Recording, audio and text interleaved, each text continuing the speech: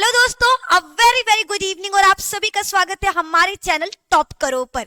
और आज आपके लिए लेकर आए हैं क्लास 10th साइंस का चैप्टर नंबर 2 का वन शॉट। यानी आज एक छोटे से वीडियो में आपके चैप्टर 2 का हम करने वाले हैं खात्मा। सो गाइस प्लीज सेशन को ज्यादा से ज्यादा शेयर करिए, अपने दोस्तों तक वीडियो को जरूर पहुंचाइए ताकि वो लोग भी चैप्टर 2 का वन शॉट देखकर अपना क्लास कंप्लीट कर सके, अपने सिलेबस को कंप्लीट कर सके। सो गाइस आप लोग तैयार हो? एक बार हमको कमेंट बॉक्स में बताइए, आर यू रेडी?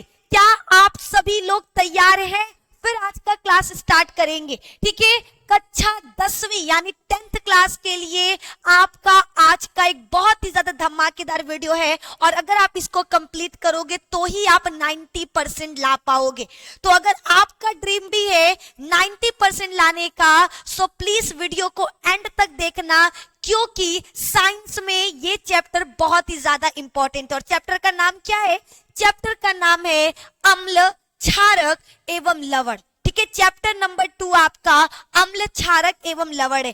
पहले ना जरा सा इंट्रो दे देते हैं कि इस चैप्टर में हमको पढ़ना क्या है। सबसे पहले इंट्रो की बारी है कि अम्ल क्या है। देखो सिंपल लैंग्वेज में हम लोग डेली लाइफ में ना बहुत सारी चीजों को देखते हैं, ठीक है। कुछ खाने वाली चीजों का नाम ले लेते हैं। अब जैसे संतरा, संतरा खाते हो स्वाद में कैसा लगता है? कहोगे खट्टा लगता है। आम खाते हो कैसा लगता है? मीठा लगता है। करेला खाते हो कैसा लगता है? कड़वा लगता है।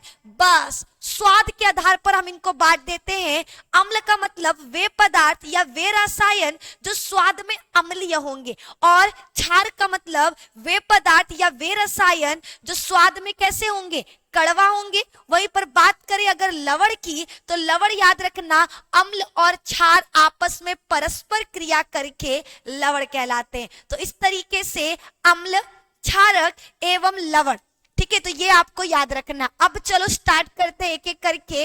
अम्ल, ठीक है। अम्ल की परिभाषा, अम्ल को अंग्रेजी भाषा में एसिड कहा जाता है। अम्ल को अंग्रेजी में क्या कहते हैं? अम्ल को अंग्रेजी में एसिड कहते हैं। और एसिड शब्द की उत्पत्ति लैटिन भाषा के शब्द एसिड्स, किससे? एसिड से हुआ है, जिसका अर्थ होता है खट्टा। तो अतः हम कह सकते हैं कि जो पदार्थ स्वाद में खट्टे होते हैं वे अम्ल होते हैं। यानी क्या क्या चीजें हमने आपको बताई? हमने कहा अम्ल, अम्ल को अंग्रेजी में क्या कहा जाता है? एसिड कहा जाता है। क्या कहते हैं? एसिड कहते हैं, ठीक है। जो ये एसिड शब्द है वो लैटिन भाषा से लिया गया है। कौन से भाषा से? लैटिन भाषा से। क्लियर? उसके किस शब्द से? एसिडस, एसिडस इस शब्द से लिया गया, जिसका मतलब होता है खट्टा। इसीलिए अम्ल का मतलब क्या होगा?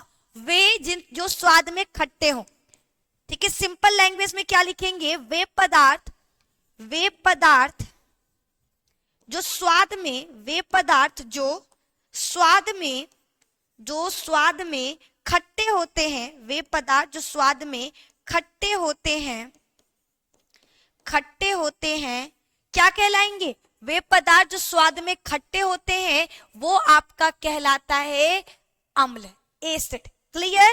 Is it clear? एक बार बताइए, क्या यहां तक आप सभी को क्लियर है? यहां तक में किसी को कोई दिक्कत परेशानी नहीं, ठीक है। यहां तक में आपको किसी भी तरीके का दिक्कत परेशानी नहीं होगा। अब बढ़ते हैं अगले सवाल की तरफ, ठीक है। नेक्स्ट क्वेश्चन की तरफ बढ़ने वाले हैं। अगला सवाल क्या बोल रहा? देखो अम्ल हम लोग का कंप्लीट हो गया। अब अम्ल के गुण, ठीक है। अम्ल के बारे में हमने क्या क्या चीज बताई कि अम्ल जो है, अम्ल को अंग्रेजी में एसिड कहा जाता है। एसिड जो ये वर्ड है वो लैटिन भाषा के एसिडस से लिया गया। किससे? एसिडस से लिया गया है, जिसका मतलब होता है खट्टा। जिसका मतलब क्या होता है? खट्टा। तो इसलिए हम कह सकते हैं कि वे पदार्थ जो स्वाद में खट्टे होते हैं, क्या? वे पदार्थ जो स्वाद में खट्टे होते हैं हम उन्हें अम्ल कहते हैं। अब आगे की तरफ बढ़ेंगे। अम्ल के गुण, यानी अम्ल की क्या क्या क्वालिटीज है। तो पहला चीज, अम्ल के भौतिक गुणों की बात करें तो ये स्वाद में आपको खट्टा मिलेगा। अम्ल स्वाद में कैसा मिलेगा? अम्ल आपको स्वाद में खट्टा मिलेगा। ये नीले लिटमस को क्या करता है? लाल कर देता है। अम्ल नीले लिटमस को लाल कर देता है। अगला, ये जली विलयन, जब अम्ल को पानी के अंदर डालोगे ना तो उससे H आयन निकलेगा। क्या निकलेगा? H आयन निकलेगा, जलीय विलयन में विद्युत धारित प्रवाहित करना। यानी अगर हम लोग इसमें चाहें तो इसके द्वारा विद्युत करंट फ्लो करा सकते हैं। यानी देखो, हमने आपको सबसे पहले एसिड के बारे में बताया, एसिड के बारे में बताया, क्या इसे हिंदी में अम्ल कहते हैं, इसे हिंदी में अम्ल कहते हैं, अम्ल कहते हैं। फिर उसके बाद यह लैटिन भाषा, यह लैटिन भाषा, लैटिन भाषा एसिडस से लिया गया है, एसिडस से लिया गया है, लिया, एसिडस से लिया गया है। ठीक है, यह लैटिन भाषा एसिडस से लिया गया है। अगला, एसिडस का अर्थ, एसिडस का अर्थ,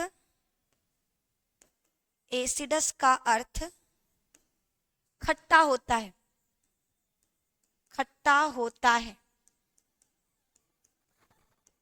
अर्थात हम कह सकते हैं, अर्थात हम कह सकते हैं, हम कह सकते हैं, हम कह सकते हैं कि वे सभी पदार्थ, वे सभी पदार्थ, वे सभी पदार्थ जो स्वाद में खट्टे होंगे, जो स्वाद में खट्टे होंगे, खट्टे होंगे, अम्ल, अम्ल कहलाएंगे।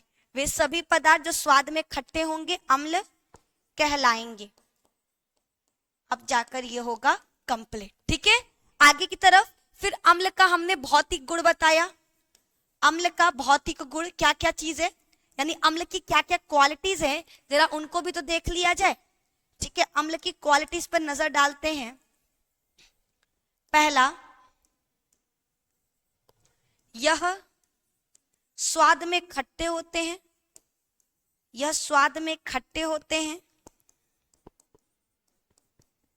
ठीक है, दूसरा, यह लाल, यह नीले लिटमस पेपर को लाल में, यह नीला है ना, तो ये नीला किस में बदलेगा, अगर लाल में तो इसे अम्ल कहेंगे। यह नीले लिटमस पेपर को, यह नीले लिटमस पेपर को, नीले लिटमस पेपर को लाल में बदल देता है, लाल में बदल देता है। ठीक है, तीसरा, तीसरी क्वालिटी क्या याद रखना है आपको, इसे, यह जलीय विलयन में, यह जलीय विलयन में H+ आयन देता है, H+ आयन देता है। अगला, इसमें, इसमें विद्युत धारा प्रवाहित हो सकती है, इसमें विद्युत धारा प्रवाहित होगी, प्रवाहित होगी। ये हो गया अम्ल और उसके भौतिक गुण। ठीक है, यहां पर हमने क्या किया, अम्ल और उसके भौतिक गुणों को समझा दिया। अब उसके रासायनिक गुण देख लो। ठीक है, रासायनिक गुण आपके क्या क्या, कि ये धातु के साथ अभिक्रिया कर कर H2, जब भी हम किसी अम्ल का रिएक्शन किसके साथ कराएंगे, किसी भी मेटल के साथ, तो वो H2 निकालेगी। ठीक है, क्या, जैसे देखो मान लो Na हमारा क्या धातु है, सोडियम धातु है। हमने अम्ल, अम्ल का एग्जाम्पल याद रखना HCl, जब हमने सोडियम का रिएक्शन HCl से कराया तो NaCl बनेगा और H2 बाहर निकलेगा। ये जो H2 बाहर निकल रहा है ना, वो गैस है, जो H2 बाहर निकल रहा है वो क्या है, वो गैस है। तो यहाँ पर हमने क्या बोला था, पहला नियम हमारा यही था। ठीक है, क्लियर, स्क्रीनशॉट ले लो जिसको लेना है। ठीक है ना, जिसको भी स्क्रीनशॉट लेना है ले लो, कि जो हमारा अम्ल है वो धातु के साथ क्रिया करके क्या करता है, वो आपका H2 बाहर निकालता है। ठीक है, क्या निकालता है, H2 बाहर निकालता है, ये आपको याद रखना है। अगला, दूसरा क्वालिटी इसमें, धातु कार्बोनेट, धातु जो है कार्बोनेट या हाइड्रोजन कार्बोनेट के साथ अभिक्रिया कर कार्बन डाइऑक्साइड निष्कासित करता है। धातु हमारा कार्बोनेट या हाइड्रोजन कार्बोनेट के साथ अभिक्रिया करके क्या करेगा, कार्बन डाइऑक्साइड निष्कासित करेगा। कुछ धातु ऑक्साइड अम्ल के साथ अभिक्रिया कर लवण और जल बनाते हैं। याद रखना, कुछ धातु ऑक्साइड क्या करेंगे, अम्ल के साथ अभिक्रिया करके लवण और जल बनाएंगे। ये हमारा रासायनिक गुण है। भौतिक गुण और रासायनिक गुण आपको याद होना चाहिए। भौतिक गुणों को हमने लिखा है, रासायनिक गुण में याद रखना कि जब भी हमारा कोई अम्ल धातु के साथ रिएक्शन करता है तो H2 गैस निकालता है। जब भी कोई धातु के कार्बोनेट या धातु के हाइड्रोजन कार्बोनेट के साथ हमारा अम्ल अभिक्रिया करता है तो कार्बन डाइऑक्साइड निकालता है। और कुछ धातु के ऑक्साइड ऐसे होते हैं जो अम्ल के साथ अभिक्रिया करके लवण और जल बनाते हैं। क्या बनाएंगे, लवण और जल बनाएंगे। अब आ जाओ अम्ल के प्राकृतिक स्रोत, यानी सबसे पहले जानेंगे कि अम्ल हमको किन चीजों से मिलेगा। अगर प्राकृतिक मतलब अपने आप किन चीजों से मिल सकता है बिना कुछ तीन पांच किए। नींबू में साइट्रिक अम्ल, नींबू स्वाद में खट्टा होता है ना, किसके वजह से, साइट्रिक अम्ल के वजह से। याद रखना, नींबू में साइट्रिक अम्ल पाया जाता है। टमाटर में एस्कॉर्बिक अम्ल पाया जाता है। अंगूर में टार्ट्रिक अम्ल पाया जाता है। सिरका में एसिटिक अम्ल पाया जाता है। वहीं पर दूध में लैक्टिक अम्ल पाया जाता है। और अगर बात करें इमली की तो इमली के अंदर टार्टरिक एसिड, देखो इमली और अंगूर दोनों में टार्टरिक अम्ल प्रेजेंट होते हैं, ये याद रखना है। इमली हो या फिर आपका अंगूर, दोनों में टार्टरिक एसिड प्रेजेंट है। और सेब में मौलिक, ठीक है, सेब में क्या मिलेगा, सेब में हमको मौलिक एसिड मिलेगा। क्लियर, देखो कुछ नाम याद रखना है, जैसे नींबू, ठीक है, इंपॉर्टेंट कौन कौन सा है, नींबू का याद कर लेना, संतरा का याद कर लेना, ठीक है, इमली का याद कर लेना, इमली, उसके बाद इमली के बाद दूध, ठीक है, ये आपके इंपॉर्टेंट है। ठीक है, तो आपका ये नींबू हो गया, नींबू के बाद संतरा के बाद इमली और इमली के बाद दूध। जरा कमेंट में आप लोग बताइए, जितने भी लोग देख रहे हैं उन सभी से रिक्वेस्ट है कि प्लीज एक बार कमेंट में बताओ कि यहां तक क्लियर है कि नहीं। ठीक है, एक बार बताओ क्या यहां तक क्लियर है, बोलो जल्दी से। यस मैम, ठीक है, लगभग हर एक बच्चे को यहां तक क्लियर है। हम अगले क्वेश्चन की तरफ बढ़ रहे, नेक्स्ट क्वेश्चन ला रहे है ना, नेक्स्ट क्वेश्चन आगे की तरफ बढ़े। जी मैम, जी मैम। तो ये को चैप्टर थोड़ा लंबा है भैया, इतना चीज बता देते हैं कि ये आपका चैप्टर थोड़ा सा लंबा है, तो आपको एंड तक थोड़ा सा ताकत एनर्जी बना के बने रहना होगा। ठीक है,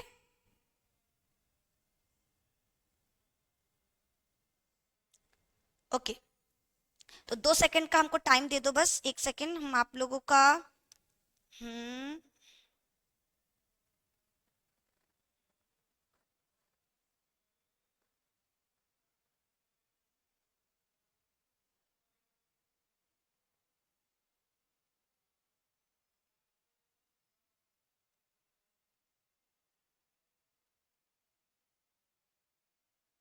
ठीक है, चलिए। तो नींबू में हमने कौन सा बताया था, नींबू में सिट्रिक, याद रखना, नींबू में सिट्रिक एसिड। ठीक है, नींबू में सिट्रिक एसिड। संतरा देखो, संतरा कहीं दिया है, संतरा में याद रखना नींबू हो गया, संतरा हो गया, सिट्रिक एसिड। ठीक है, सेब दिया है, सेब नहीं, संतरा की जगह सेब कर लो, सेब भी तो इंपॉर्टेंट है। सेब में मौलिक एसिड पाया जाता है, मौलिक अम्ल। ठीक है, इमली में टार्टरिक और दूध में लैक्टिक।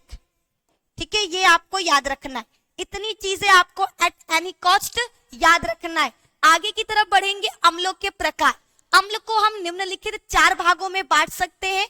पहला प्रबल अम्ल, दूसरा दुर्बल अम्ल, तीसरा सांद्र अम्ल और चौथा तनु अम्ल। याद रखना, अगर बात करें अम्ल, हमने क्या कहा, अम्ल वे पदार्थ होते हैं जो स्वाद में खट्टे होते हैं, जिनको जल में डालेंगे तो H आयन प्राप्त होगा। जल में डालने पर क्या मिलता है, H आयन मिलता है, जिसमें करंट फ्लो हो सकता है।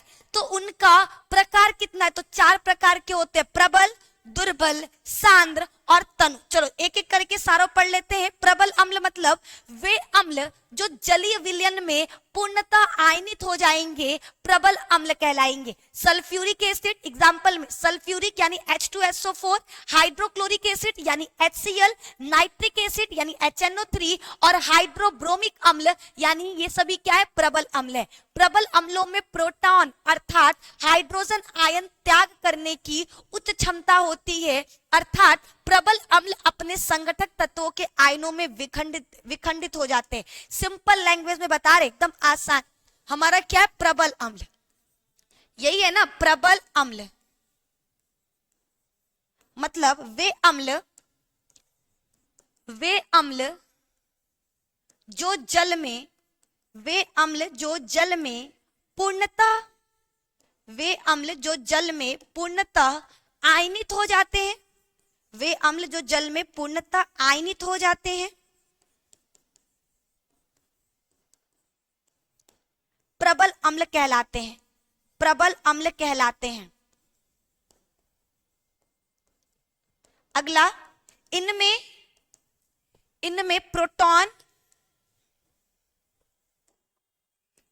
प्रोटॉन त्यागने की, अर्थात इनमें प्रोटॉन त्याग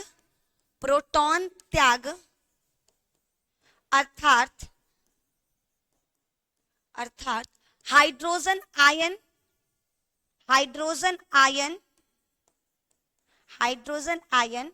को निष्कासित करने की प्रबल गुणता पाई जाती, निष्कासित करने की प्रबल क्षमता पाई जाती है, प्रबल क्षमता पाई जाती है।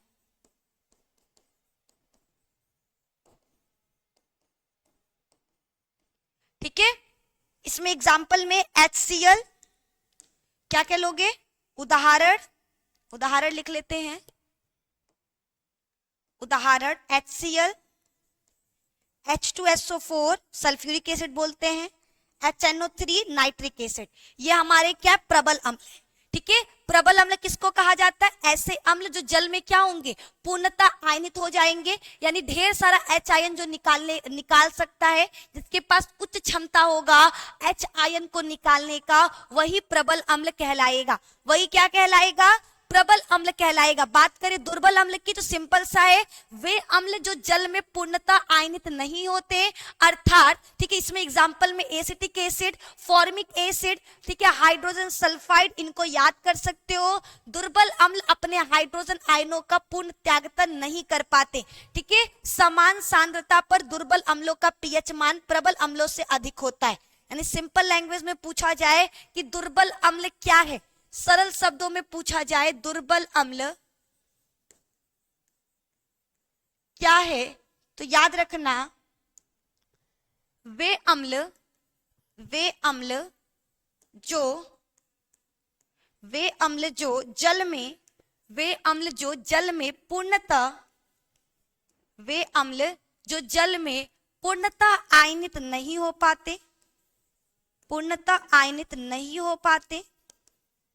हो पाते, दुर्बल अम्ल कहलाते हैं, दुर्बल अम्ल कहलाते हैं। उदाहरण एसिटिक एसिड यानी CH3COOH, हाइड्रोजन सल्फाइड, चलो इसको वहीं पे लिख देते हैं छोटा सा, क्योंकि ऐसे कंफ्यूजन हो जाएगा कि हाइड्रोजन क्या है। हाइड्रोजन सल्फाइड ब्रैकेट में H2S आदि, ठीक है, आदि हो जाएगा। फिर ये आपको याद रखना है, याद रखना इसके पास जो हाइड्रोजन त्यागने की पूर्ण क्षमता, उच्च क्षमता नहीं होती। ठीक है, ये पूर्ण रूप से हाइड्रोजन को बाहर नहीं निकाल सकता। ठीक है, ये आपको याद रखना है।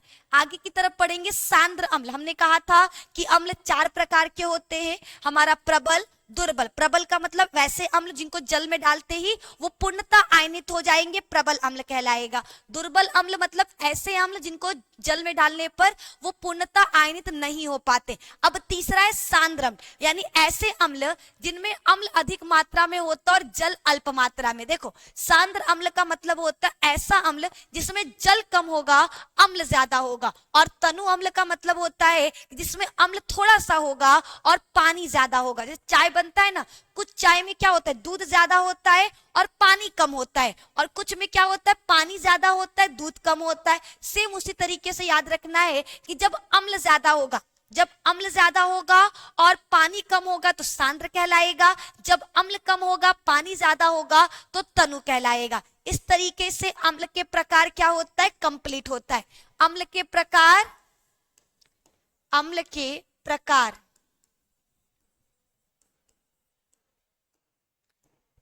कितने होते आपके, 4। पहला प्रबल, दूसरा दुर्बल, तीसरा सांद्र और चौथा तनु। एक एक शब्दों में, प्रबल पूर्णतः आयनित, पूर्णतः आयनित।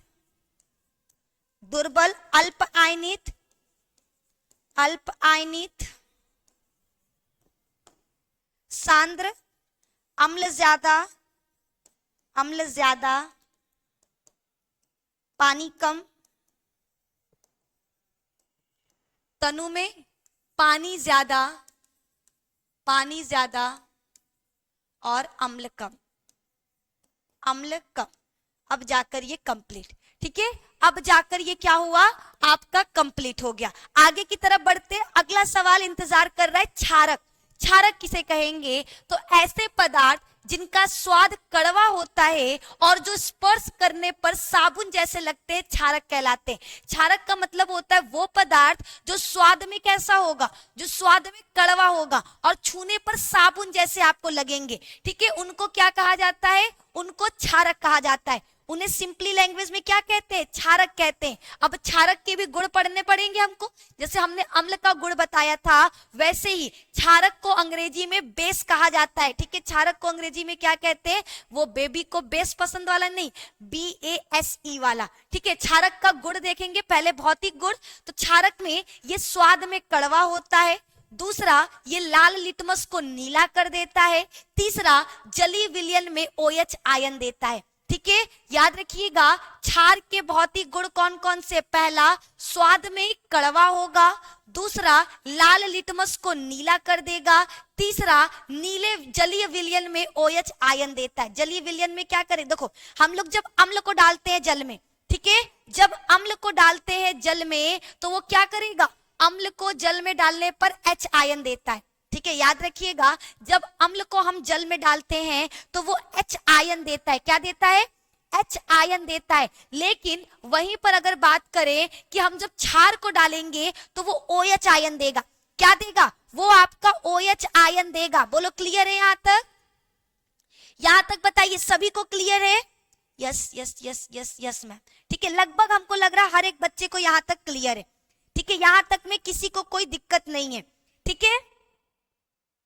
चलिए आगे बढ़ते हैं, अगला सवाल, अगला सवाल, ठीक है। नेक्स्ट, लाल लिटमस। देखो हमारा जो अम्ल था वो क्या कर रहा था, अम्ल क्या कर रहा था, नीले को लाल कर रहा था। अम्ल नीले को लाल कर रहा था, नीला ही बताया ना भैया, कहीं गलती तो नहीं बता दी है।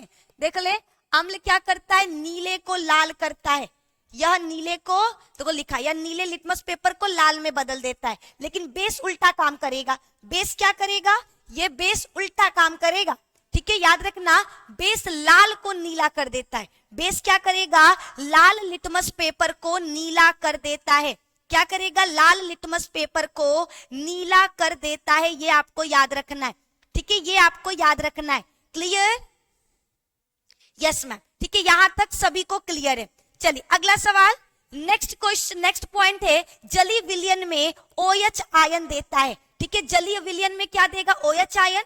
जलीय विलयन में विद्युत धारा प्रवाहित नहीं कर सकते। याद रखना, अम्ल में क्या था कि जब हम पानी के अंदर कोई अम्ल डाल देंगे ना तो अब उसमें करंट आ जाएगा। अगर आप उसमें तार डाल दोगे ना तो पूरे पानी में करंट आएगा। लेकिन अगर आप किसी जल में क्षार को डाल दोगे और उसके बाद विद्युत धारा प्रवाहित करोगे तो उसमें इलेक्ट्रिक फ्लो नहीं होगा, उसमें इलेक्ट्रिक करंट फ्लो नहीं होता। ये आपको याद रखना है, ठीक है। क्षार के रासायनिक गुण, हमने अम्ल के रासायनिक गुण आपको बताए थे कि हमारा जो अम्ल है वो धातु के साथ रिएक्शन करता है तो H2 निकालता है। हमारा जो अम्ल है वो किसी भी धातु के कार्बोनेट या हाइड्रोजन कार्बोनेट के साथ रिएक्शन करता है तो कार्बन डाइऑक्साइड निकालता है। हमारा जो धातु है वो किसी भी धातु के हाइड्रोक्साइड के साथ रिएक्शन करता है तो लवण और जल बनाता है। ये सारी चीजें हमने आपको बताई थी अम्ल के रासायनिक गुण में। अब जानेंगे क्षार का रासायनिक गुण क्या है। तो क्षार जो होता है ना, धातु के साथ अभिक्रिया करके H मुक्त करता है, हाइड्रोजन बाहर निकालता है।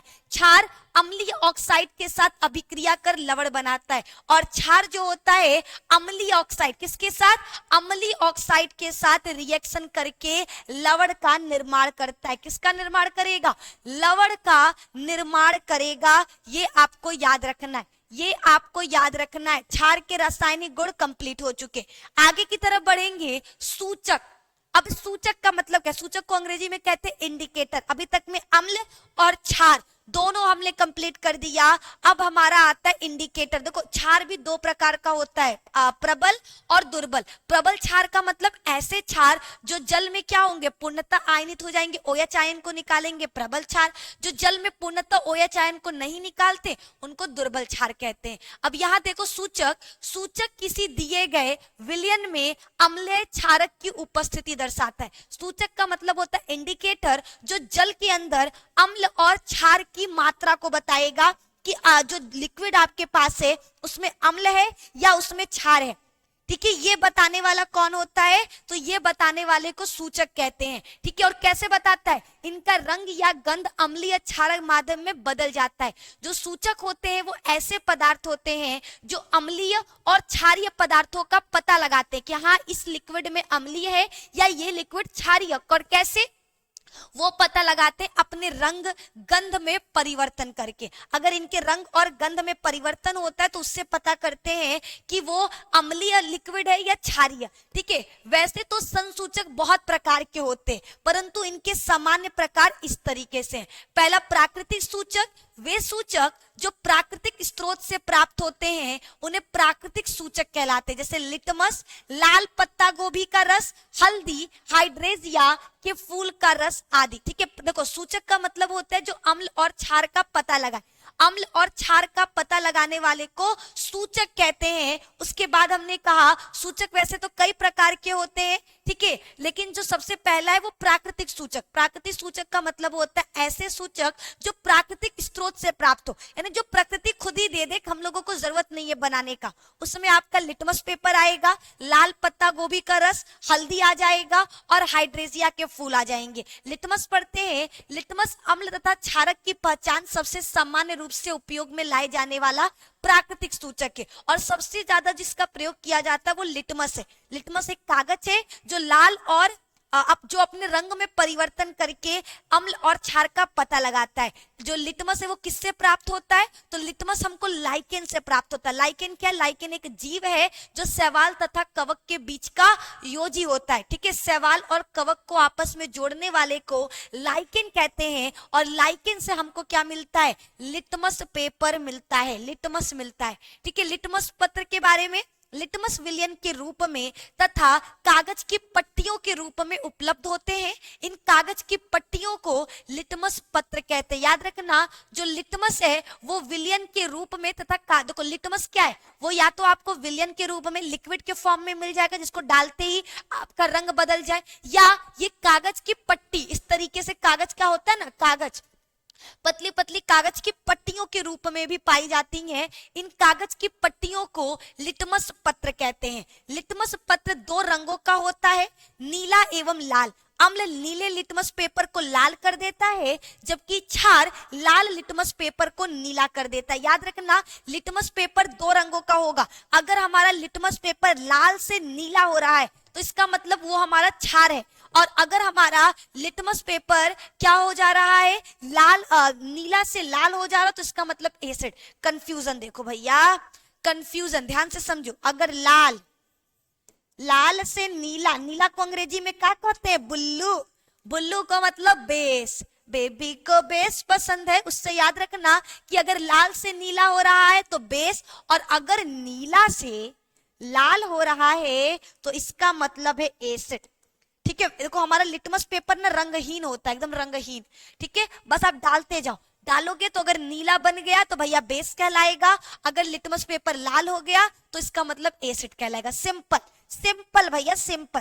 अगला हल्दी। हल्दी भी एक अन्य प्रकार का प्राकृतिक स्रोत है, यह पीला रंग का होता है। कई बार आपने देखा होगा जब किसी सफेद कपड़ों पर सब्जी का दाग लग जाए और जब इसे साबुन से धोते हैं तो उस दाग को किसमें, धब्बे को भूरा लाल कर देता है। अम्ल के साथ हल्दी के रंग में कोई परिवर्तन नहीं होता, क्षारक के साथ इसका रंग भूरा लाल हो जाता है। यानी याद रखना, हल्दी से भी हम पता लगा सकते हैं कि अम्ल है कि क्षार है। हल्दी जब भी आपके सब कपड़े पर, सफेद कपड़े पर सब्जी का दाग लग जाए तो आप जब उसको ना साबुन से धोओगे तो सब्जी के अंदर जो हल्दी है ना वो किस में बदल जाएगा, लाल भूरे रंग में, क्योंकि हमारा साबुन क्षारीय होता है। और जब भी किस हल्दी पर कोई भी क्षारीय चीज डाला जाता है तो वो लाल रंग का, भूरा लाल रंग में बदल जाता है। ये आपको याद रखना है। आगे की तरफ संश्लेषित सूचक, यानी जो खुद से बनाया गया हो। ठीक है, ये वे सूचक है जो प्राकृतिक नहीं होते, जो अपितु रासायनिक पदार्थों द्वारा बनाए जाते हैं। ऐसे सूचक जो रासायनिक पदार्थों के द्वारा बनाए जाते हैं हम उनको संश्लेषित सूचक कहते हैं, जैसे मेथिल ऑरेंज एवं फिनोलेप्थिलीन आदि। ठीक है, इनका उपयोग अम्ल एवं क्षारक की जांच के लिए होता है। याद रखना, संश्लेषित सूचक का उपयोग किसके लिए करते हैं, अम्ल और क्षारक का पता लगाने के लिए करते हैं, इतना आपको याद रखना है। आगे की तरफ बढ़ेंगे, गंधीय सूचक।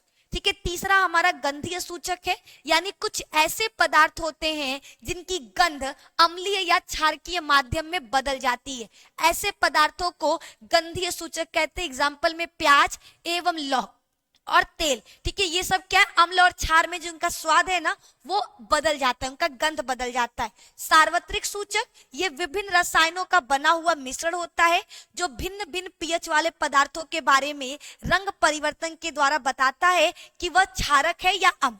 ठीक है, तो हमने बताया, देखो हमारे दो तरीके के पदार्थ होते हैं, अम्लीय और क्षारीय। जो स्वाद में खट्टे होंगे वो अम्ल होंगे, जो स्वाद में कड़वे होंगे वो क्षार होंगे। लेकिन ये कि बिना टेस्ट किए हम कैसे हर चीज को टेस्ट नहीं ना कर सकते। अब तेजाब को टेस्ट करके बताओगे क्या तुम कि वो क्षारीय कि अम्लीय, अब पता कैसे चले, तो इनको पता करने के लिए जिन पदार्थों का इस्तेमाल किया जाता है उसे हम सूचक कहते हैं। सूचक भैया आपके चार प्रकार के, प्राकृतिक, संश्लेषित। ठीक है, पहला आपका लिख देते हैं सूचक भैया। सूचक होता है आपका चार प्रकार का, जो आपको पढ़ना है। डब्बा बना दो, एक एक लिखते हैं। पहला प्राकृतिक सूचक, प्राकृतिक सूचक।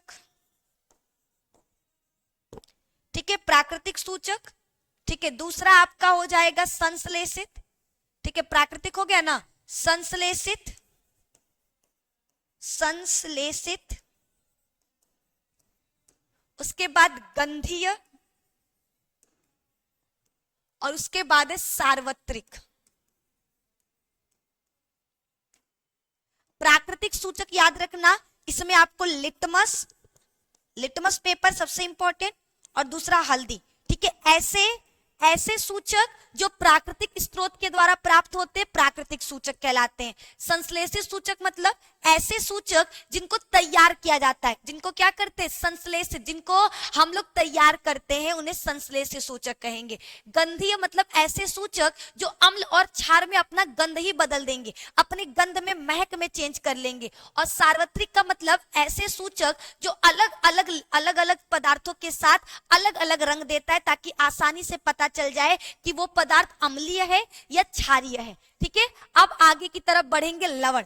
अम्ल खत्म हो चुका, क्षार खत्म हो चुका और अब हमारा शुरू हो रहा है लवण। लवण क्या है? तो धातु अम्लों से हाइड्रोजन परमाणुओं का हाइड्रोजन गैस के रूप में विस्थापित करना और एक यौगिक बनता है जिसे लवण कहते हैं। सिंपल लैंग्वेज में पूछा जाए कि लवण क्या है, तो जब भी किसी धातु का रिएक्शन हम अम्ल के साथ कराते हैं, जब भी धातु और अम्ल का रिएक्शन कराते हैं तो हाइड्रोजन गैस बाहर निकलता है और एक उत्पाद बनता है, उसी उत्पाद को लवण कहा जाता है। देखो हमने धातु लिया Na और जब इसका रिएक्शन करा HCl से तो हमारा क्या बनता है NaCl और बाहर निकल जाता है H2 गैस यानी हाइड्रोजन गैस। तो ये तो भैया गैस के रूप में निकल गया और ये जो बना है ना इसी को लवण कहते हैं। जब भी कोई भी धातु अम्ल के साथ रिएक्शन करता है तो वो हाइड्रोजन गैस को बाहर निकालता है और क्या करेगा और एक यौगिक बनाता है, उसी को हम लोग लवण के नाम से जानते हैं। अब लवण के गुण क्या है? तो पहला चीज, लवण हमेशा ठोस अवस्था में, सॉलिड अवस्था में मिलेगा।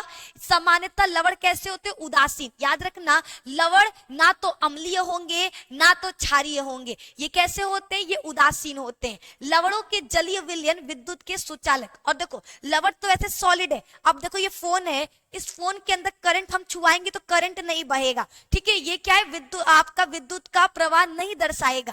लेकिन जो हमारा लवण को जब पानी के अंदर डालते हैं ना तो ये करंट फ्लो करने लगता है। ऐसे नहीं करेगा क्योंकि ऐसे ये सॉलिड अवस्था में। लेकिन जब हम लोग लवण को पानी में डाल देते हैं तो ये क्या करता है? करंट का फ्लो करने लगता है, करंट को प्रवाहित करने लगता है। आगे की तरफ बढ़ेंगे। Pop test. पॉप टेस्ट क्या है? तो हाइड्रोजन गैस से निहित परख नली के पास जब एक जलती हुई मोमबत्ती लाई जाती है। पॉप टेस्ट क्या है? कि जब भी हाइड्रोजन गैस से निहित परख नली, ऐसा कोई परख नली जिसमें हाइड्रोजन गैस हो और उसके पास जब एक जलती हुई मोमबत्ती लाई जाती है तो पॉप पॉप का आवाज निकलता है और इस टेस्ट को ही क्या कहते हैं? Pop test. इससे पता चलता है हाइड्रोजन की उपस्थिति, ठीक है। याद रखना, जब भी एक हम लोग क्या लेंगे, हम एक टेस्ट ट्यूब लेंगे, उस ट्यूब के अंदर कुछ भी आप पदार्थ डाल दो और अगर उसके सामने मोमबत्ती, जलता हुआ मोमबत्ती लाओगे ना तो अगर उसमें से पॉप आवाज आ गया यानी जो आप लिक्विड लिए उसमें हाइड्रोजन गैस है, और अगर पॉप का आवाज नहीं आता इसका मतलब उसमें हाइड्रोजन गैस नहीं है, ठीक है। ये आपको याद रखना है। अब आ जाओ अम्ल एवं क्षारक की धातु के साथ अभिक्रिया।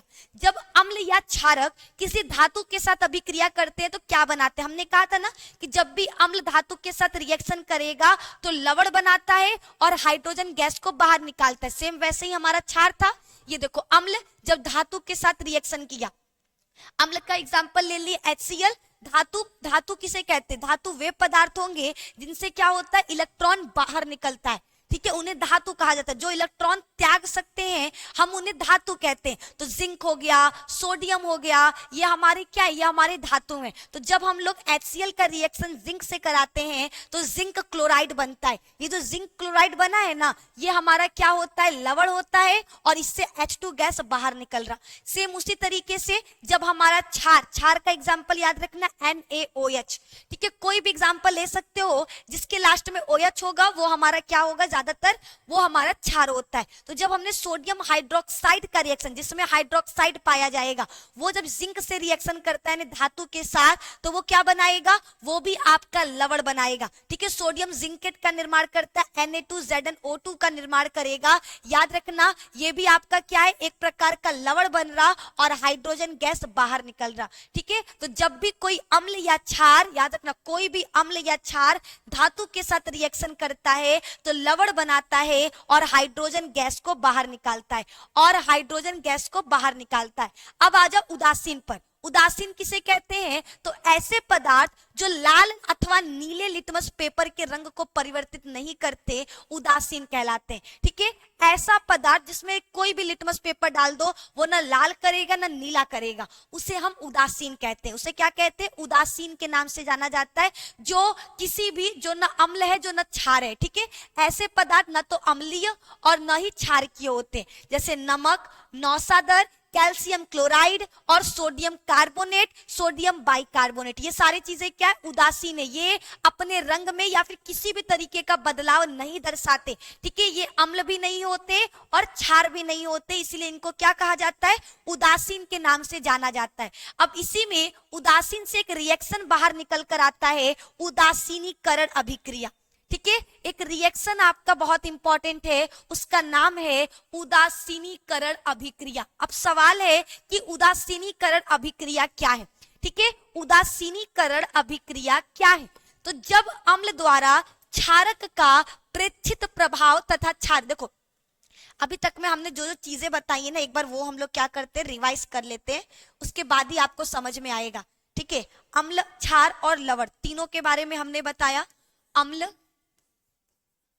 जिसको अंग्रेजी में एसिड कहते हैं, ये स्वाद में खट्टा होगा और इसको पानी में डालने पर H आयन निकलता है और ये करंट फ्लो करेगा, ये करंट फ्लो करेगा। ठीक है, उसके बाद हमने पढ़ा क्षार, क्षार जिसको अंग्रेजी में बेस कहते हैं, ये स्वाद में कड़वा होता है, इससे OH आयन, ठीक है, इससे क्या निकलता है, OH आयन निकलता और ये करंट का फ्लो नहीं करेगा, करंट फ्लो नहीं करेगा। अगला हमारा लवण, ठीक है, जिसको अंग्रेजी में सॉल्ट कहते हैं और ये उदासीन होता है, न खट्टा न कड़वा, ये उदासीन होगा। ठीक है, इसमें H और OH दोनों प्रेजेंट होते हैं, H प्लस और OH माइनस दोनों पाए जाएंगे और ये इनका जली, जब इसको जल में डालोगे तभी ये करंट फ्लो करेंगे, जलीय विद्युत प्रवाह। ठीक है, जलीय में विद्युत प्रवाह करेंगे। ये तीनों चीज आपको याद रखना है। ठीक है, अम्ल, क्षार, लवण के बारे में ये चीज पता होना चाहिए। पॉप टेस्ट हमने समझाया कि अगर किसी भी चीज में हाइड्रोजन प्रेजेंट है तो उसको जब मोमबत्ती के पास लाएंगे तो उस ट्यूब में से पॉप का आवाज आएगा। फिर हमने अम्ल एवं क्षारक की अभिक्रिया धातु से कराई, तो हमने बताया कि जब भी कोई अम्ल या क्षार दोनों में से, अम्ल या क्षार दोनों में से कोई भी जब किसी धातु के साथ रिएक्शन करता है तो वो लवण का निर्माण करता है। क्या बनाएगा, लवण बनाएगा। फिर हमने कहा उदासीन उन पदार्थों को कहा जाता है जो स्वाद में न खट्टे होंगे न कड़वे होंगे, यानी जो ना अम्लीय होंगे और न ही क्षारीय होंगे। ठीक है, इसका एग्जाम्पल नमक, सोडियम क्लोराइड, ये सारी चीजें याद रखना है। फिर उदासीनी अभिकरण अभिक्रिया क्या है, जब अम्ल और क्षार आपस में रिएक्शन करे। ठीक है, जब हमने एक अम्ल ले लिया HCl और एक क्षार ले लिया NaOH और इनका रिएक्शन कराएंगे तो हमको लवण मिलेगा NaCl और बाहर निकलेगा H2O। इसी को कहते हैं उदासीनीकरण अभिक्रिया। जब किसी अम्ल और क्षार का आपस में अभिक्रिया कराते हैं, क्या, जब लिखेंगे उदासीनीकरण अभिक्रिया का परिभाषा, उदासीनीकरण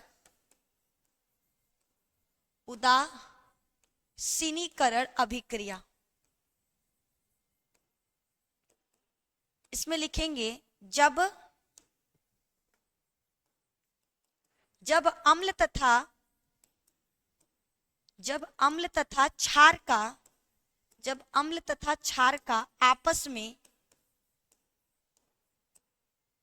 जब अम्ल तथा क्षार का आपस में अभिक्रिया कराते हैं, जब अम्ल तथा क्षार का आपस में अभिक्रिया कराते हैं तो लवण और जल का निर्माण होता है। तो लवण और जल का निर्माण होता है। ठीक है, जब अम्ल तथा क्षार का आपस में अभिक्रिया कराते हैं तो लवण और जल का निर्माण होता है। उसके बाद, ठीक है, और इसी लवण और जल का निर्माण होता है, इस अभिक्रिया को ही उदासीनीकरण अभिक्रिया कहते हैं। इस अभिक्रिया को ही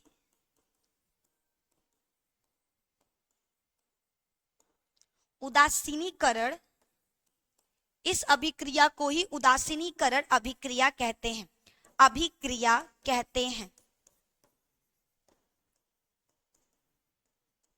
ठीक है, यहां तक आपका कंप्लीट। आगे की तरफ उदाहरण में देखो, हम एग्जांपल दिए थे यही वाला, NaOH जो हमारा प्रबल अम्ल है, HCl जो हमारा क्या है, सॉरी NaOH क्या है, दुर्बल क्षार है, और HCl एक प्रबल अम्ल है। जब दोनों का आपस में रिएक्शन कराएंगे तो हमारा क्या बना, एक लवण का निर्माण हुआ। ठीक है, इसी को उदासीनीकरण अभिक्रिया कहते हैं। अब आगे की तरफ बढ़ेंगे, अम्लों के साथ धात्विक ऑक्साइड की अभिक्रिया।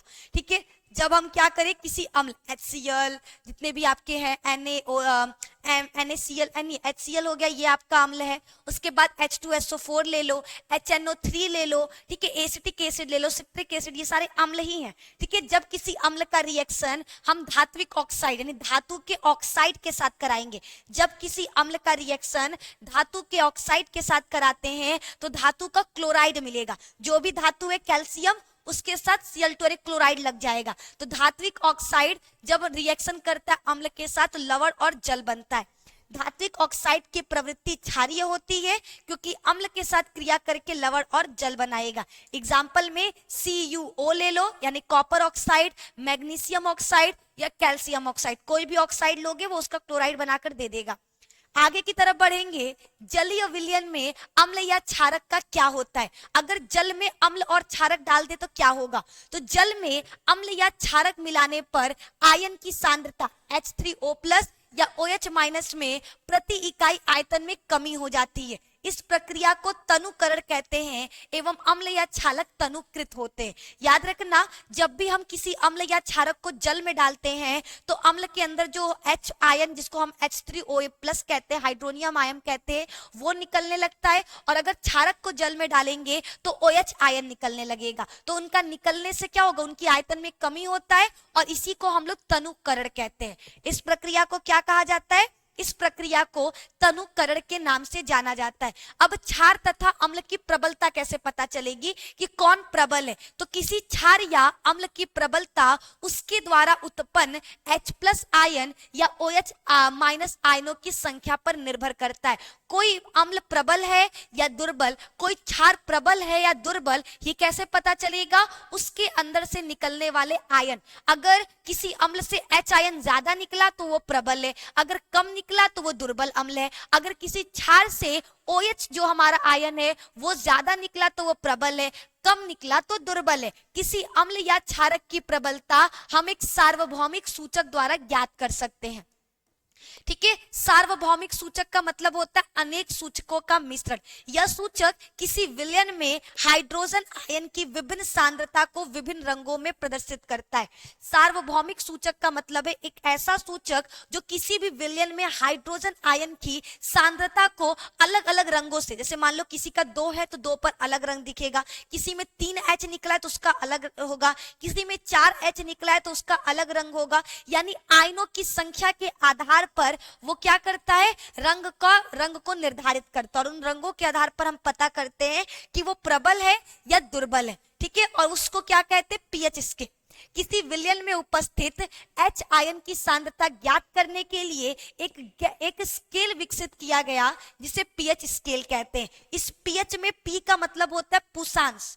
ठीक है, क्या कहते हैं, पुषांश या पोटेंस कहते हैं, जो एक जर्मन शब्द है जिसका अर्थ होता है शक्ति। अगर किसी का पीएच मान 7 है, इसका मतलब उदासीन, न वो क्या होगा, न वो अम्लीय है न वो क्षारीय है। अगर किसी का, देखो ये स्केल है, बीच में 7 होता है और 0 से शुरू होता है। अगर किसी का पीएच मान 0 से 7 के बीच में है तो इसका मतलब अम्लीय है। ठीक है, अम्लीय मतलब इसमें से ढेर सारा H आयन निकला है। अगर किसी का 7 से 14 के बीच में है, इसका मतलब वो क्षारीय है। क्या है, क्षारीय है, याद रखना। ठीक है, 0 से 7, 1 वाला प्रबल कहलाएगा, 2 वाला थोड़ा कम, 3 वाला थोड़ा कम, 4 वाला। ठीक है, सबसे ज्यादा 1 वाले का होता है पीएच मान, अम्लीय। ठीक है, और 7 से 14 के बीच में याद रखना 8वां वाला, 8वें से ज्यादा 9वां वाला होगा, 9वें से ज्यादा 10वां, 10वां से ज्यादा 11वां, 12वां, 13वां, 14वां, इस तरीके से। ठीक है, एक पीएच स्केल अगर 7 मिलेगा तो इसका मतलब उदासीन, न अम्ल न क्षार। 7 से पहले वाले अम्लीय कहलाएंगे, 7 के बाद वाले क्षारीय कहलाते हैं। क्लियर। दैनिक जीवन में पीएच का महत्व, हम अपने पूरे दैनिक लाइफ में पीएच का कहाँ उपयोग करते हैं, तो पौधे एवं पशु पीएच के प्रति संवेदनशील होते हैं। यानी हमारा जो पीएच, हमारे अगर शरीर में ना अम्ल और क्षार का मात्रा में जरा सा भी अंतर हुआ, बढ़ोतरी या कमी हुआ, हमारे ऊपर उसका बुरा प्रभाव पड़ेगा। हमारा शरीर 7 से 7.8 पीएच परास के बीच कार्य करता है। हम 7 से लेकर 7.8 तक के बीच के परास वाले पीएच के समान को छू सकते, यूज कर सकते हैं। मिट्टी का पीएच, अच्छी उपज के लिए पौधों का एक विशिष्ट पीएच परास की आवश्यकता होती है। यदि किसी स्थान की मिट्टी का पीएच कम होगा या अधिक होगा तो किसानों को उसमें आवश्यकता अनुसार अम्लीय या क्षारीय पदार्थ मिलाते हैं। याद रखना, जो हमारा शरीर है, हमारे शरीर का भी एक फिक्स्ड पीएच होता है 7 से 7.8। वैसे मिट्टी से भी अगर आपको सही मात्रा में उपज निकलवाना है, ठीक है, धान का उत्पादन करना है, चावल का उत्पादन करना है, गेहूं का उत्पादन करना है, तो हमें उसके पीएच को ध्यान में रखना होगा। हमें क्या करना होगा, उसके पीएच को ध्यान में रखना होगा, ये आपको याद रखना है। क्लियर?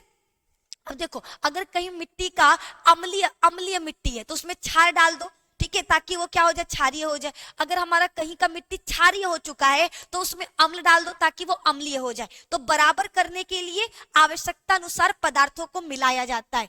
हमारे पाचन तंत्र का पीएच, हमारा उदर यानी पेट में हाइड्रोक्लोरिक एसिड उत्पन्न होता है जो भोजन को पचाने में मदद करता है। अपच की स्थिति में उदर अधिक मात्रा में अम्ल उत्पन्न करता है जिसके कारण उदर में दर्द व जलन का अनुभव होगा। अगर कभी कभी हमारे शरीर से HCl ज्यादा निकल जाता है तो हम कहते हैं ना, मेरे पेट में एसिड बन गया है, ठीक है, हमारा पेट में गैस बन गया है, एसिडिक, ठीक है, तो वो इसी वजह से होता है। इस दर्द में मुक्त होने के लिए एंटासिड जैसे क्षारकों का उपयोग किया जाता है। और जब हमारे पेट में एसिड की मात्रा बढ़ जाती है यानी गैस बन जाता है तो हम लोग हाजमोला या फिर वो क्या इनो खाते हैं ना, इनो पीते हैं ना, तो वो एंटी एसिड है यानी उसमें क्षार पाया जाता है। ठीक है, अगर अम्ल ज्यादा हो गया तो उसको कम करने के लिए उसमें क्या डालते हैं, क्षार डालते हैं। और अगर कहीं क्षार ज्यादा हो गया तो उसको कम करने के लिए अम्ल डालते हैं। तो इस तरीके से हम लोग उपयोग करते हैं। याद रखना, इस दर्द से मुक्ति के लिए, गैस से मुक्ति के लिए हम एंटा एसिड का इस्तेमाल करते हैं। यानी हम लोग जिस इनो को पीते हैं उसमें मिल्क ऑफ मैग्नीशिया पाया जाता है, ठीक है, यानी क्षार पाया जाता है। पीएच परिवर्तन, अगर पीएच में बदलाव होगा तो दांत भी हमारा टूट सकता है। मुंह के पीएच का मान 5.5 से कम होने पर दांतों का क्षय प्रारंभ हो जाता है। दांतों का इनेमल यानी दंतवल्क कैल्शियम फॉस्फेट से बना होता है जो कि शरीर का सबसे कठोर पदार्थ होता है। यह जल में नहीं घुलता, लेकिन मुंह की पीएच का मान 5.5 से कम होने पर संक्षारित हो झड़ने लगता है। ठीक है, क्षारकीय दंत मंजन का उपयोग करने से अम्ल की आधिक्य मात्रा को उदासीन किया जा सकता है। पशुओं एवं पौधों द्वारा रसायनों से आत्मरक्षा, मधुमक्खी का डंक एक अम्ल छोड़ता है जिसके कारण दर्द एवं जलन का अनुभव होता है। डंक मारे गए अंग में अगर बेकिंग सोडा का उपयोग किया जाए तो आराम मिल सकता है। याद रखना, जो हमारा मधुमक्खी है उसके डंक में अम्ल पाया जाता है और वो अम्ल जब हमारे शरीर में जाता है तो जलन उत्पन्न करता है। तो अगर उससे बचना है तो हमको तुरंत क्या करना चाहिए, वहां बेकिंग सोडा लगाना चाहिए। नेटल के डंक वाले बॉल मेथेनोइक अम्ल छोड़ जाते हैं जिनके कारण जलन वाले दर्द का अनुभव होता है। इसका इलाज डंक वाले स्थान पर डॉक पौधों की पत्ती रगड़कर किया जाता है। अम्लीय वर्षा, अम्लीय वर्षा क्या है, तो वर्षों के जल की, देखो जो बारिश में से पानी निकलता है ना, अगर उसका पीएच मान 5.6 से कम हो जाए तो ऐसे बारिश को अम्लीय वर्षा कहते हैं। ठीक है, जब हमारे वातावरण में अम्ल की मात्रा बढ़ जाए, ठीक है, जब हमारे वातावरण में अम्ल की मात्रा बढ़ जाए तो जब पानी बरसता है ना तो वो अम्ल नीचे की तरफ गिरता है। तो अगर उस पानी का पीएच मान 5.6 से कम होगा तो उस बारिश को अम्लीय वर्षा कहा जाता है। ठीक है, लवणों का पीएच, ठीक है, जितने भी लवण है उनका पीएच कितना होता है, तो प्रबल अम्ल एवं प्रबल क्षारक के लवण के पीएच का मान 7 होता है। जो प्रबल अम्ल हो गया या फिर प्रबल क्षार, प्रबल अम्ल ले लो या प्रबल क्षार ले लो, उनके पीएच का मान कितना होता है, 7 होता है। और ये उदासीन होते हैं, यानी ये न स्वाद में खट्टे होंगे न कड़वे होंगे। जबकि प्रबल अम्ल एवं दुर्बल क्षारक के लवण के पीएच का मान 7 से कम होता है तथा ये अम्लीय होते हैं। जबकि अम्ल जितने भी होंगे उनका 7 से कम पीएच होगा और क्षार का 7 से अधिक होगा। आगे की तरफ साधारण नमक से रसायन, ठीक है, साधारण नमक, सोडियम क्लोराइड NaCl को साधारण नमक कहा जाता है जिसे हम भोजन में इस्तेमाल करते हैं। इसे समुद्री जल से बनाया जाता है। रॉक यानी रॉक सॉल्ट एक भूरे रंग का क्रिस्टल के रूप में पाए जाने वाला पदार्थ है। इसे कोयले की तरह निष्कर्षण करके प्राप्त किया जाता है। याद रखना, साधारण नमक यानी सोडियम क्लोराइड NaCl की बात हो रही है। इसका उपयोग खाने के लिए किया जाता है और ये समुद्र से प्राप्त किया जाता है। ठीक है, साधारण नमक रसायनों का कच्चा पदार्थ। इस प्रकार प्राप्त साधारण नमक हमारे दैनिक उपयोग के कई पदार्थ जैसे sodium hydroxide, baking soda, washing soda, विरंजक चूर्ण आदि के लिए महत्वपूर्ण कच्चा पदार्थ है। जो साधारण नमक जो हम लोग समुद्र से निकालते हैं उसके द्वारा दैनिक जीवन में उपयोग किए जाने वाली बहुत सारे पदार्थों का भी निर्माण होता है। जैसे पहला सोडियम हाइड्रोक्साइड, ठीक है। सोडियम क्लोराइड के जलीय विलयन से विद्युत प्रवाहित करने पर, जब हम क्या करते हैं सोडियम क्लोराइड यानी NaCl के जलीय विलयन में विद्युत प्रवाहित करते हैं तो यह वियोजित होकर सोडियम हाइड्रोक्साइड उत्पन्न करता है। इस प्रक्रिया को क्लोर क्षार प्रक्रिया कहते हैं क्योंकि इससे निर्मित उत्पाद क्लोरीन एवं सोडियम हाइड्रोक्साइड होते हैं, ठीक है। 2NaCl ये हमारा सोडियम क्लोराइड है। जब हमने क्या किया इसके जल यानी जल डालकर इसमें करंट फ्लो करते हैं तो हमको सोडियम हाइड्रोक्साइड, क्लोरीन गैस और हाइड्रोजन गैस बाहर की तरफ निकलता हुआ दिखाई देता है। क्लियर। क्लोरीन गैस एनोड पर मुक्त होता है एवं हाइड्रोजन गैस कैथोड पर। Cl2 क्या होता है माइनस चार्ज होता है इसमें और H2 पर प्लस चार्ज होता है, ठीक है।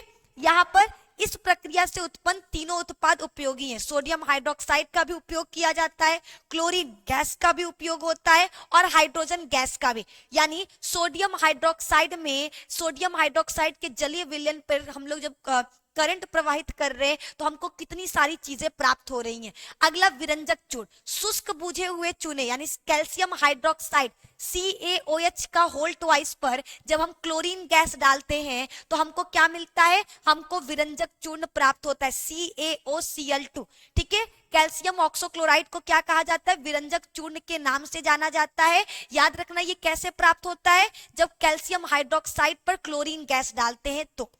अगला आपका विरंजक चूर्ण का उपयोग। विरंजक चूर्ण का उपयोग किस रूप में, पहला वस्त्र उपयोग में सूती व लिनेन के विरंजक के लिए किया जाता है, कागज की फैक्ट्री में लकड़ी के मज्जा के विरंजन के लिए किया जाता है, रासायनिक उद्योगों में एक उपचायक के रूप में किया जाता है, पीने वाले जल को जीवाणुओं से मुक्त करने के लिए रोगाणु नाशक के रूप में किया जाता है। तो विरंजक चूर्ण जिसका सूत्र है CaOCl2, इसका उपयोग सूती व लिनेन के वस्त्रों को बनाने में करते हैं, कागज की फैक्ट्री में लकड़ी के ऊपर से मज्जा के विरंजन के लिए किया जाता है, रासायनिक उद्योगों में उपचायक के रूप में किया जाता है और पीने वाले जल से जीवाणुओं को मारने के लिए हम विरंजक चूर्ण का इस्तेमाल करते हैं। अगला बेकिंग सोडा। बेकिंग सोडा का उपयोग आमतौर पर रसोई घर में स्वादिष्ट खस्ता, पकौड़ी आदि बनाने के लिए किया जाता है। कभी कभी इसका उपयोग खाने को शीघ्रता से पकाने के लिए भी किया जाता है। इस यौगिक का रासायनिक नाम सोडियम हाइड्रोजन कार्बोनेट यानी NaHCO3। बेकिंग सोडा का सूत्र क्या होता है, सोडियम बाई कार्बोनेट NaHCO3 होता है। इसको बनाने में सोडियम क्लोराइड का उपयोग किया जाता है, ठीक है। बेकिंग सोडा का उपयोग क्या क्या है, बेकिंग पाउडर बनाने में इसका उपयोग करते हैं। इस अभिक्रिया से उत्पन्न कार्बन डाइऑक्साइड के कारण पावरोटी या केक क्या हो जाते हैं, फूले फूले। जब हम किसी चीज में बेकिंग सोडा डालते हैं ना, केक वगैरह में देखोगे तो हमारा वो फूल जाता है, पफी हो जाता है। क्यों, क्योंकि हमारा जो ये बेकिंग सोडा है इसके अंदर से कार्बन डाइऑक्साइड गैस निकलता है जो फुलाने और मुलायम करने का काम करेगा। यह एंटीसीड का एक संगठक है। इसका उपयोग सोडा अम्ल अग्निशामक में भी किया जाता है। ये आपको याद रखना, अग्निशामक मतलब बुझाने वाला, आग बुझाने वाले यंत्र में किया जाता है।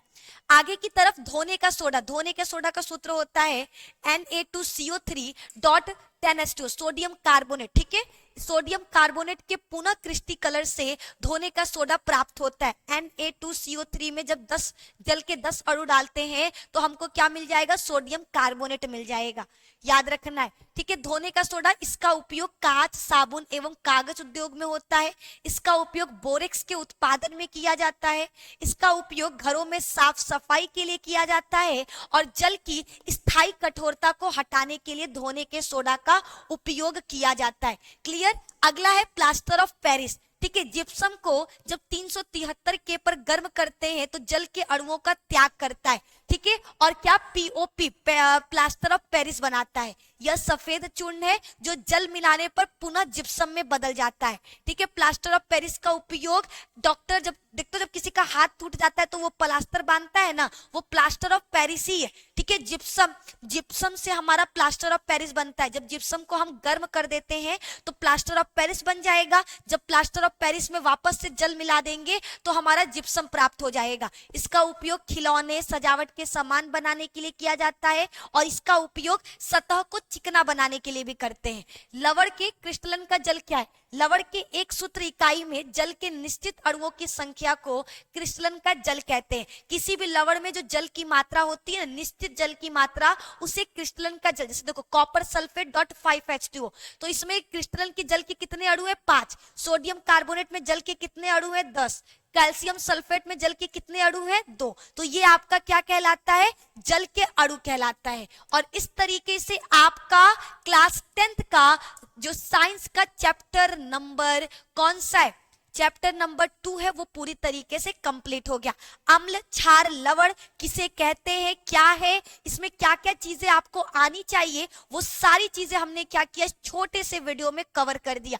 आपको बेकिंग सोडा के बारे में, आपको कैल्शियम कार्बोनेट विरंजक चूर्ण के बारे में, आपको कैल्शियम हाइड्रोक्साइड के बारे में, प्लास्टर ऑफ पेरिस के बारे में, जिप्सम के बारे में, उनका क्या उपयोग है, ये सारी चीजें पता होनी चाहिए। बोर्ड के परीक्षा में इनसे प्रश्न आते हैं। तो यहाँ पर हमने क्या किया, क्लास 10th का साइंस का चैप्टर नंबर 2 कंप्लीट कर दिया।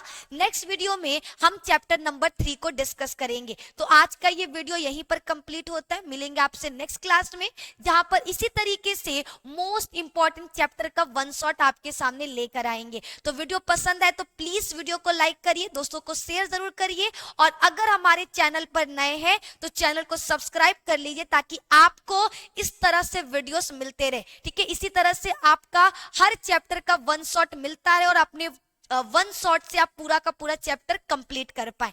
तो धन्यवाद, मिलते हैं नेक्स्ट क्लास में नेक्स्ट चैप्टर के वन शॉट के साथ। Thank you so much.